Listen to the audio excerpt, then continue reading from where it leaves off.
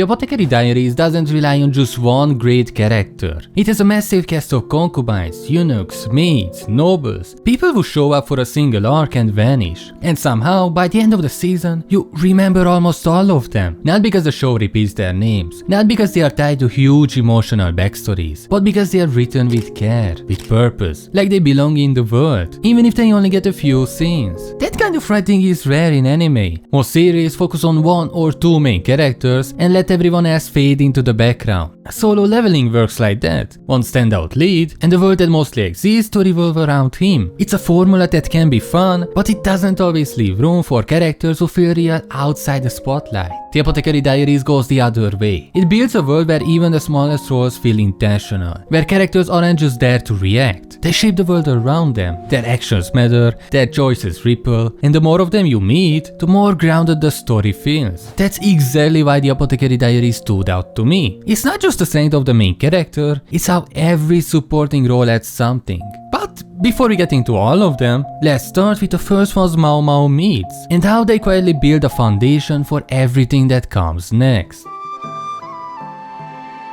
When Mao Mao first arrives at the Imperial Palace, she doesn't walk into some grand adventure. She is kidnapped, sold off, assigned to scrub floors in a place that doesn't care who she was or what she knows. And yet, from that lowly starting point, her world begins to expand. Not through exposition, but through the people she meets. And each one of them adds something real. The first is Xiaolan. She didn't seem like a major character at first. Just a chatty, gossip-loving maid with a big personality. The kind of side character you expect to fade into the background once the story moves forward. But she didn't fade, she kept showing up, and the more time she spent with Mao Mao, the more their dynamic started to grow on me. Even when Mao Mao moves on to a different role, serving directly under Jinshi, Xiaolan still finds her way back into the picture. She helps Mao Mao out with planting flowers, they share quick gossip, casual moments, and somehow, every scene she's in feels meaningful. She's not driving the plot, but she's always adding something real. That kind of presence, subtle, consistent, human, is a big part of why the palace feels lived in, and it's why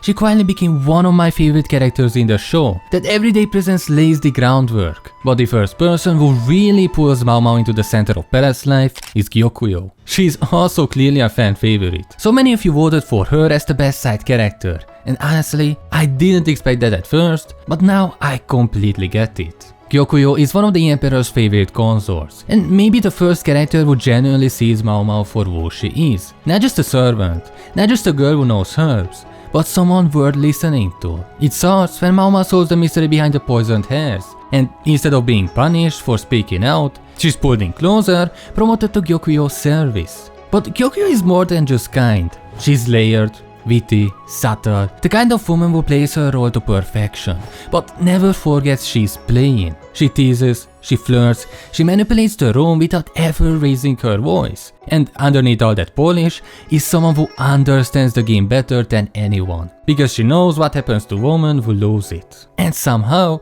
she never lets that make her cruel. There is one moment where she talks to Mao Mao about love, not with bitterness, but with a kind of quiet envy. She sees another consort getting married to someone she actually loves, and for a second, Gyokuyou let her mask slip. She admits that she wants that too. That's what makes her resonate. She's powerful, yes, but she's also real. She has limits, longings, lines she won't cross, and yet, she's still standing. Her trust in Mao Mao is what opens more doors, and what drags Mao Mao deeper into the web of palace politics. Through her position as food taster and assistant, Mao Mao ends up involved in everything from consort affairs to poison investigations, and eventually, she starts working under the direct supervision of Jinshi, which means we get to see more of Gaoshun. At first, Gaoshun seems like just another serious background character. He's the man who's always there where Jinshi is, keeping things moving, keeping people in line, but over time, he starts to feel like something else. Not a sidekick, not a comic foil, more like a father figure caught between two very difficult children. He's not emotional, but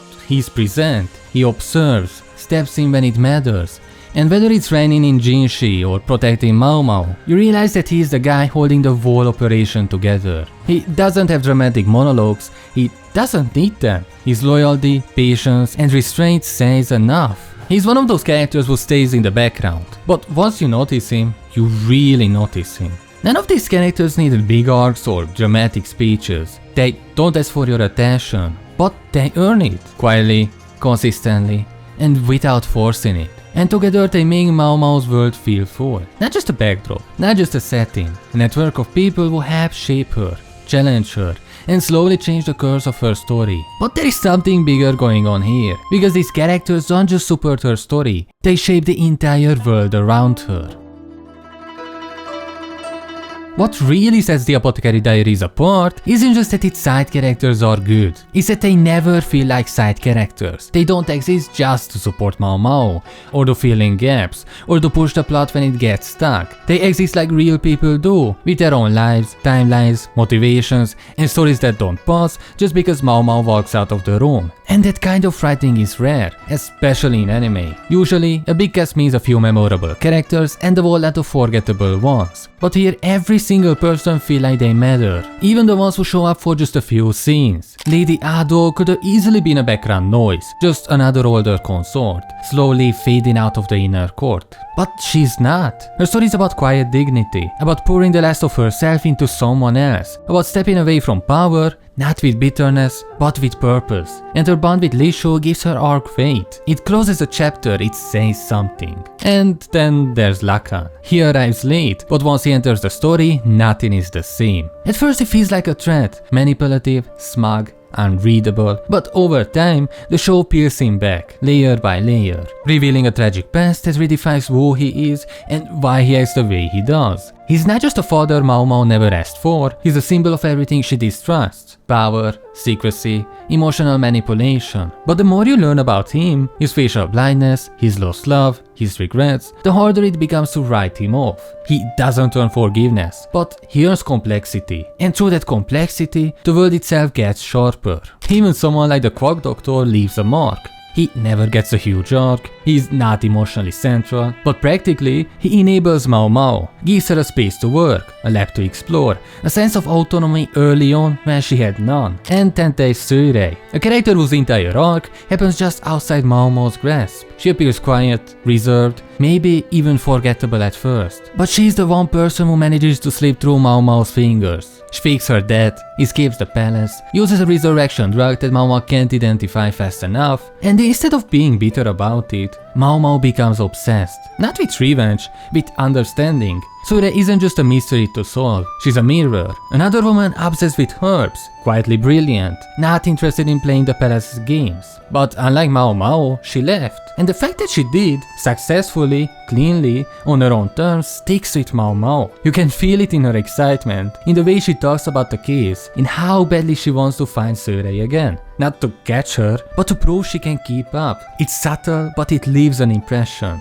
Suirei doesn't need multiple episodes, she just needs one to shift the entire tone. Some characters leave an emotional impact, others create space for Mao Mao to grow. Some change the way you see the world of the show, others just make it richer by existing in it. But what's most impressive is that all of them do it without pulling the focus away from Mao Mao. That's where so many other anime fall apart. One Punch Man Season 2 is a textbook example. The first season worked because it knew what it was: Saitama, his ridiculous strength, his dry indifference, and the world that bounced off him like a brick wall. But Season 2 shifts. Suddenly the story is about the hero association. New villains, new subplots, endless detours. And somewhere along the way, the thing that mattered to me, Saitama, starts to feel like a background character in his own show. And even if those side stories are interesting, they feel disconnected.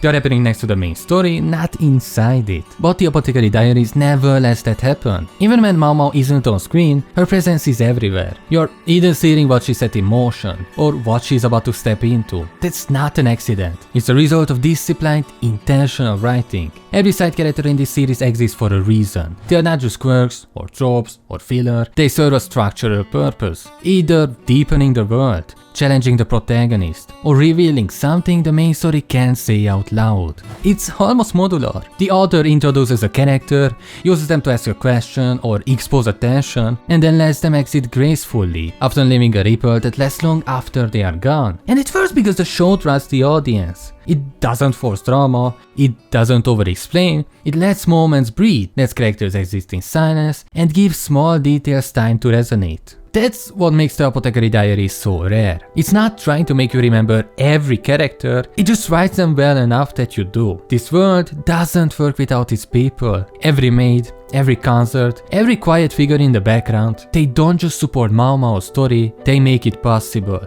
And in return, Mao Mao makes them unforgettable. If you want to see how that all came to a head, the moment she stopped just being interesting and became one of the most beloved characters in anime, you can click here to watch the full breakdown. Thanks for watching, like, sub, goodbye.